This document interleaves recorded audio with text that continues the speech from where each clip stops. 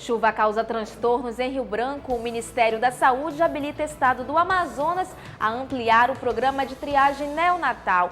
Nesta edição você vai ver também. Tranacre suspende 114 carteiras de habilitação. Em Manaus, trabalhadores paralisam obras da usina termoelétrica Mauá 3. A paralisação continua por tempo indeterminado. Parceria entre governo e prefeitura vai recuperar vias da zona norte de Manaus. Cerca de 40 ruas e travessas dos bairros Nova Cidade, Galileia e Eduardo Braga serão pavimentadas. E ainda, Prefeitura de Rio Branco sorteia prêmios para quem está em dia com o IPTU. Atenção, pais e crianças! Colônia de férias do Centro Cultural Usina Chaminé já começou. A programação é gratuita. O Jornal da Amazônia está no ar.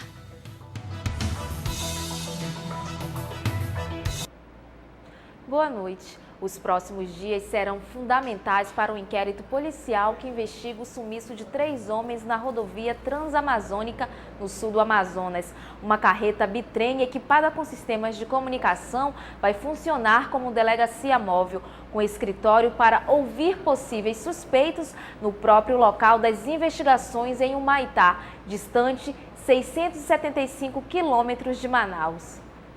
O delegado Alexandre Alves, que comanda as investigações, decidiu reforçar o contingente na área.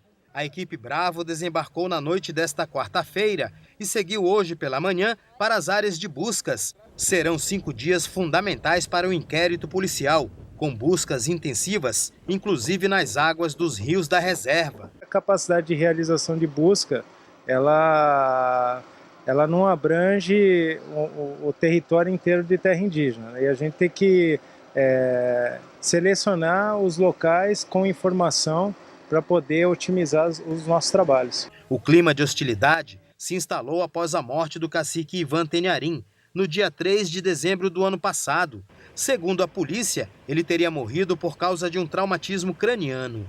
O indígena sofreu um acidente de moto na rodovia Transamazônica. O índio disse que ele caiu lá na ponte, bêbado. Os índios pegaram, deram uma informação que foi um carro preto que bateu nos índios.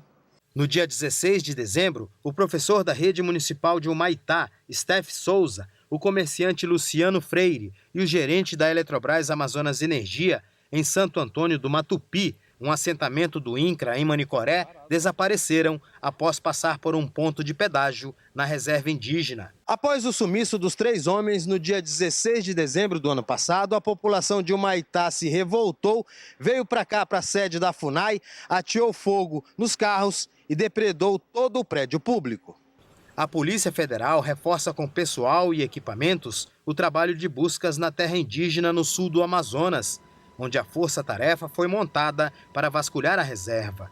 Destroços de um veículo queimado foram achados no dia 6 de janeiro. O laudo pericial não tem data para ser divulgado. As famílias não têm mais dúvida disso, de que os índios mataram-nos, esquartejaram-nos e tocaram fogo nos seus corpos, como tocaram fogo no veículo. Não há mais dúvida sobre isto. Nesta semana, a operação ganhou reforço do 4º Batalhão de Aviação do Exército, BAVEX, que levou o comandante militar da Amazônia, General Eduardo Vilas Boas, para inspecionar as bases e reunir com lideranças indígenas na aldeia Marmelos. O Exército, como eu repito sempre, é um órgão de apoio, né? Agora é importante que os outros órgãos com responsabilidade realmente aqui, que tem uma presença mais efetiva. No caso, a FUNAI e o IBAMA tem que ter uma compreensão diferente dessa problemática, porque me parece, porque eles apresentaram, que eles não conseguem encaminhar nenhuma atividade que dê sustentação a eles. Na conversa com representantes das forças de segurança que estão na área, os indígenas relataram como estão vivendo desde que ficaram refugiados. Remédios e alimentos começam a ficar escassos, afirma o secretário municipal dos povos indígenas de Humaitá, Ivanildo Tenharim. Ainda bem que ainda não tem criança com doenças graves, apenas um gripe ali, um febrezinho. E a gente está preocupado, a gente, inclusive, nessa reunião que está aí, está discutindo essa questão de plano emergencial para a saúde indígena. O cacique Zelito Tenharim disse que a cobrança do pedágio é necessária para suprir a ausência do Estado e que as guaritas serão reconstruídas em breve. O Exército e a Força Nacional e a Segurança Pública do Estado do Amazonas, na pessoa do Luzeiro, do Coronel e do General, toda essa cúpula, a comitiva da defesa, não somente dos indígenas, estão averiguando por os dois lados. Na terça-feira, foi a vez dos familiares dos desaparecidos reunirem na cidade de Humaitá com o general Vilas Boas. Encontro marcado pela emoção. Mulheres que sonhavam viver em família sofrem agora atordoadas por uma ansiedade que parece não ter mais fim. Não adianta mentir, não adianta ficar enrolando mais a gente, não adianta. A esposa do professor Steph Souza derramou as lágrimas mais angustiantes de sua vida. Para ela, um recomeço sem alicerce. Eu ainda não parei para pensar minha vida sem meu marido. Não tive esse momento ainda de pensar minha vida sem meu esposo. Porque, na verdade, eu vim com o intuito de levar ele, não de não levá-lo. O advogado das famílias, Carlos Terrinha, afirmou que se voltar a cobrança do pedágio, as pessoas que trafegam pela rodovia não se responsabilizarão mais pelos seus atos. Se não acabar o pedágio, a cisânia continua. E eu sei que vai ter derramamento de sangue. Se o pedágio voltar, com certeza haverá derramamento de sangue.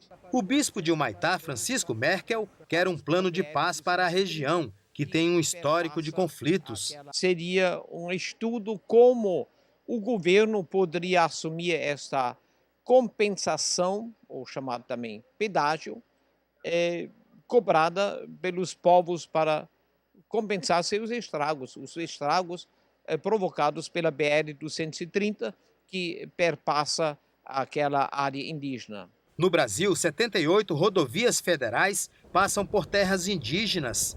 Muitos pedágios já funcionam há mais de 20 anos. O Supremo Tribunal Federal decidiu durante julgamento do caso Raposa Serra do Sol, em Roraima, que a passagem de não-índios nessas terras não pode ser obstruída e que a cobrança é ilegal, pois fere o direito de ir e vir do cidadão brasileiro. Eles estão resistindo, eles concordaram em adiar, pelo menos, né? Me parece que entenderam que é importante para a pacificação que eles tão cedo não retomem essa questão do pedágio. A força-tarefa que está no sul do Amazonas fazendo a busca pelos 3 homens desaparecidos na rodovia transamazônica também vai investigar crimes que possam ter sido cometidos na reserva indígena Tenhari Marmelo. Moradores dos municípios de Apuí, Humaitá e Manicoré tentam resolver o conflito de forma pacífica. A busca por assinaturas em um abaixo-assinado que pede o fim da cobrança de pedágio intensificou depois que indígenas afirmaram que a cobrança será retomada a partir de fevereiro. O documento também cobra uma resposta para o sumiço de 3 pessoas na rodovia transamazônica.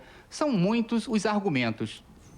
Além de o pedágio ser ilegal, e isso já foi constatado, justamente neste momento da cobrança do pedágio, que nós, cidadãos que utilizamos a Transamazônica, estamos sujeitos a um sequestro e abordagem pelos indígenas.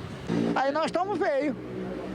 O governo tem que saber como é que faz, porque não está certo aquele negócio ali não. De acordo com os organizadores, mais de 30% dos eleitores aqui do município de Apuí já assinaram o manifesto. Além do sumiço das 3 pessoas, o delegado Alexandre Alves informou que outros crimes que podem ter sido praticados dentro da área da reserva indígena também estão sendo investigados. E um deles é o sequestro do motorista Jafre Rangel de Souza, que não quer mais falar sobre o caso. Mas de acordo com os jornais da época, o motorista de caminhão teve que sair do veículo sob a mira de espingardas, algumas empunhadas por crianças.